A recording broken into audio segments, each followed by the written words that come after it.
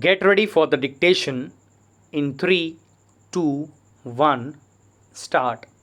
The petitioner, Delhi Development Authority, impugns the order dated 29th February 2008 passed by the Central Administrative Tribunal Principal Bench, New Delhi in TA number 151 of 2007 titled Shri R.V. Bansal versus DDA, whereby the memorandum of charges issued to the respondent was set aside and it was held that the respondent is deemed to have retired normally and granting all the consequential benefits to him. Stop.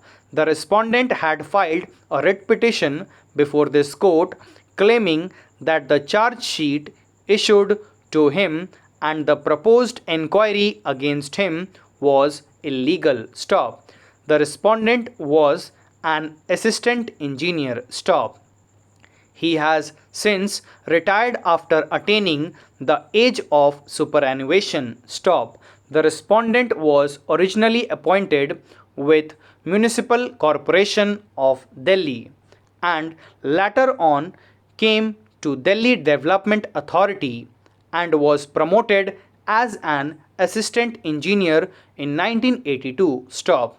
He was in charge of specific work relating to construction of MIG houses during the period March 1982 to December 1982. Stop. Relating to construction of MIG houses, a memorandum of charge had been issued to him on 20th July 1989, 7 years after he was transferred from the said work, alleging that while working as assistant engineer for the period March 1982 to December 1982, the work under the supervision was improper and defective, and the petitioner had to sell out funds in favor of the contractors on account of the defective work. Stop.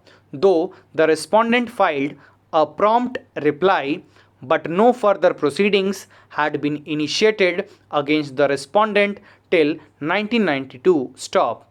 An inquiry officer had been appointed to look into the charge in 1992 only. Stop.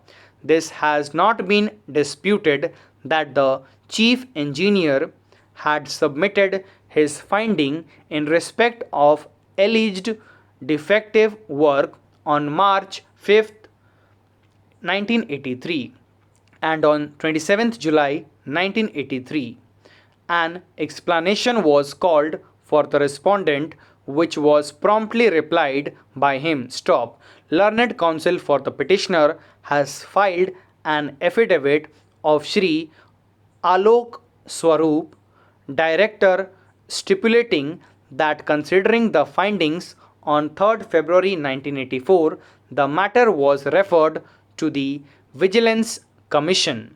However, from 1984 to till 1989, nothing was done, and on 20th July 1989, major penalty charge sheet was issued after 5 years. Stop. Again, reply was filed by the respondent. However, for another 2 years, inquiry officer was not appointed. Stop.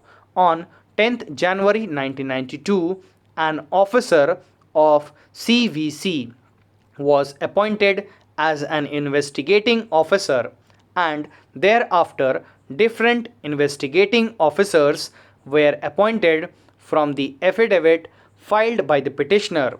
It is also revealed that the respondent had filed a writ petition on 20th July 1993 challenging the competency of the vice chairman DDA to act as a disciplinary authority, which petition was dismissed on 20th July 1994. Stop.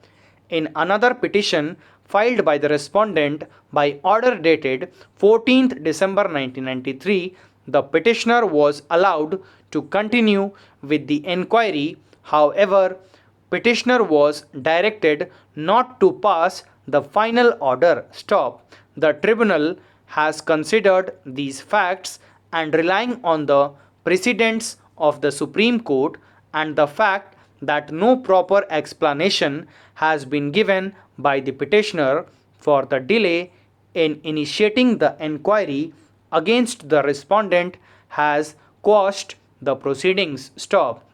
The tribunal has also considered and held that the nature of allegation also reflects that lack of supervision cannot be impugned to the respondent on the basis of the material produced by the petitioner, as even the charge sheet indicated that junior engineer was in charge of work and the respondent was having only a supervisory role. Stop.